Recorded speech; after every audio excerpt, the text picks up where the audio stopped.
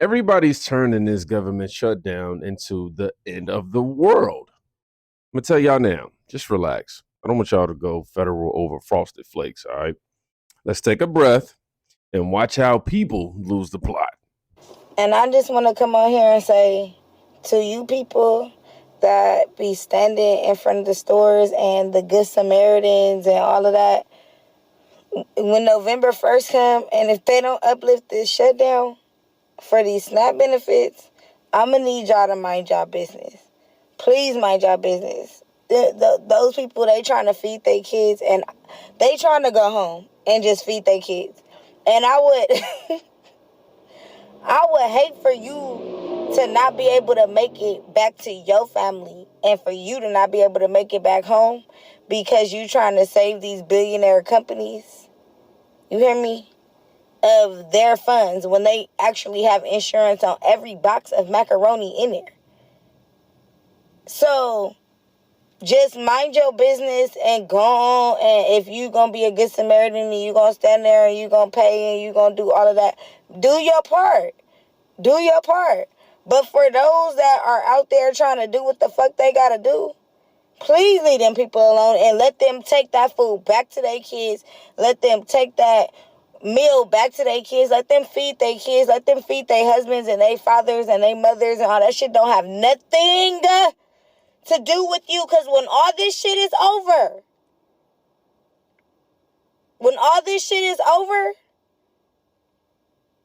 you either will be here or you won't. I'ma just say that. Either you gonna make it out or you won't.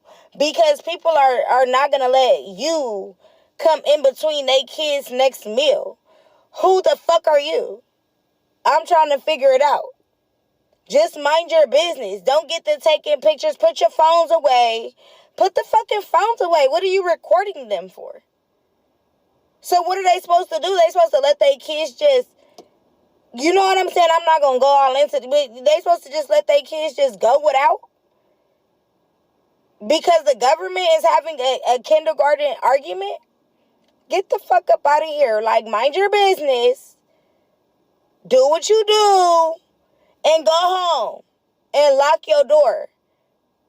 Because you're about to see the beast come out of a lot of people that y'all ain't seen. The people that didn't even know that they had that in them. If they do not fix this, you will see a side out of people that you didn't. You'll be like, damn, I don't even know that person. Yeah, get the fuck out their way and let them do what they got to do. That's all I'm saying. This is bigger than you. This is bigger than the program. This is bigger than all of that. And people are going to be loyal to their kids and to their families before they be loyal to who you are out here trying to do right. When most of y'all that will be trying to have not been in their shoes before. Don't try and wear the shoe, bitch, because it ain't your size. That's all I'm going to say. Now, if you made it to the end of that video with a face like this, something similar, let me know in the comment section. Because I was just listening to that like, this is what struggle turns into stupidity. Right there. I get stress, I get pressure, but threatening strangers to defend shoplifting, you don't feed your kids by risking never seeing them again.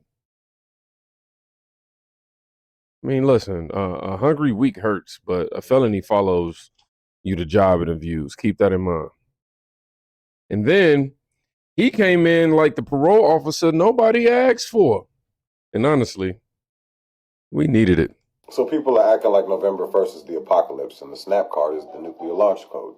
Look, stealing someone's groceries, jacking carts that are already paid for, or turning into feral gremlins in the grocery aisle is not survival strategy. It's the fastest way to go from broke to felony class idiot. Temporary solutions will end up tattooing a permanent consequence across your forehead. You can take that shit how you want to. So cool move. Real genius. Running around like a hurricane of bad decisions because you got your benefits trimmed for a hot minute. It's just not brave. It's lazy and short-sighted. You want a temporary win that becomes a life sentence? Then keep doing it.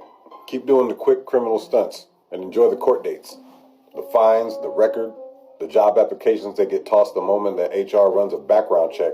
You successfully turned a cash flow problem into a lifelong obstacle. That's not a hustle. That's self-sabotage on a platinum platter. Walmart legit has deals that allows you to feed a family for less than $50 a week.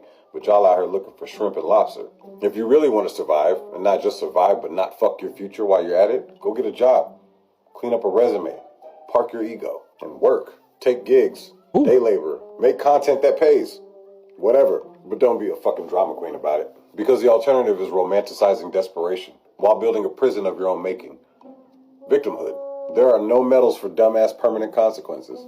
Grow a spine, get to work, or keep playing temporary solution roulette. And watch your life implode in 4K. Your call. I know that's right. Now, he didn't sugarcoat a thing. 0 calories in that message right there, I'll tell you. If your first survival plan is chaos in aisle 5, you don't want solutions. My friend, it sounds like you want sympathy. Temporary pressure isn't an excuse to permanently ruin your life. Speaking of performing, though, someone press record before thinking. Since the government want to cancel SNAP benefits, we need to go ahead and cancel all the holidays. Thanksgiving coming up, we ain't buying no turkeys. Christmas coming up, we ain't finna do Black Friday shopping this year, man. Everybody kids got everything they need. Y'all kids spoiled. You know what I'm saying? They okay. They can miss out this year. We got to make them suffer. They gonna have to feel us. Because they study taking away from us and we study just constantly giving. You feel me? Everybody need to stick together with this shit. They gonna have to suffer. They gonna have to realize we really in control of this shit. We letting them get off. You know what I'm saying? So this year, I feel like everybody should miss out on turkeys. Fuck it. Christmas coming up. We should just fall back. Tell our kids, we just gonna fall back. Y'all kids got everything they need, I swear to God. No cap. Because the way it's looking now, they gonna keep playing in our faces. They gonna keep on taking more and more from us. We gonna be left with nothing. And we scraping up trying to make Christmas and Thanksgiving come. How we gonna buy turkeys and y'all took our food stamps, bro? How can we afford a Christmas when y'all laying and firing motherfuckers off and y'all ain't going up with the pay rate? Somebody gotta stand up. Boycotting holidays, sir, or in this case, Mr. Ma'am, you was already skipping them. You can't strike from a job you don't work, and you can't boycott spending you weren't doing. Energy matters, image matters, effort matters. Somebody wrote, American Papa Bear wrote, I wonder how many of those food stamps were sold to get that nice jacket. Now let's get grounded again. Back to the grown-up table, all right? This thought is completely independent of the government shutdown, but I personally don't think, like as a theory or a premise, that the federal government should be funding anybody's SNAP benefits. I genuinely think that 90 to 95% of the people who receive these benefits can go out and get a job or find some way to provide for themselves. And you can pull up as many statistics as you want. Just because somebody checks a box that says that they're incapable of providing for themselves doesn't mean that they actually are. And we need to start calling out this behavior more when we see it. The second thing is, everybody always says, oh, well, what do you do with the supposed 5 to 10% of people that you claim actually need these benefits? Do you just kick them to the side of the street? Absolutely not. We have plenty of churches and organizations that do not pay taxes specifically so that they can help these marginalized individuals and these communities that actually do need this assistance, and that 100% needs to be their responsibility. I've said in multiple videos that helping people should not be the job of the federal government. Every time you talk to liberals or Democrats, they talk about all these great things that the Biden administration, that Kamala Harris wanted to do, like universal health care and all these different programs to help marginalized communities, and that comes from taxpayer dollars. You are not going to keep taxing me to fund all of these things for these other people. And I'm not saying that they're not needs, but give those needs to the church. Start holding the church accountable for the things that they're supposed to be doing. Some folks can work. Some truly can't. But some truly can. But the starting point has to be, if I can move, I move. All right? Help exists, but it's called support, not a subscription. Clear difference. And here comes the internet's favorite argument.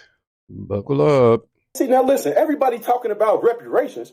Your reparations was welfare. Your reparations was food stamps. Your reparations was government housing. Y'all been getting reparations for the past 50 years and didn't capitalize off of it. So that's what the problem is. Now you're getting stripped of the social issues. Now you got a problem.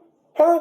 Oh, well, guess what, man? You probably can get some reparation money freed up because since all these social issues is gone now, maybe they can get some money. A couple, like, $1 trillion because now we not feeding the poor and feeding the people that can go out there and get a job.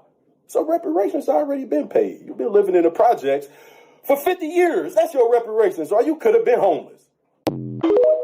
I mean, that take hit See, like now listen, everybody talking about a grenade in the timeline. I'm trying to tell y'all, whether you agree or not, going back and forth on history won't pay this week's groceries. And y'all know where I stand with reparations. Energy spent arguing could have been energy earning. Now, enough talking, y'all. Let's see someone who actually does something. Bad because Mr. Donald Trump not give you more food stamp. $3 is the solution. Let me show you something.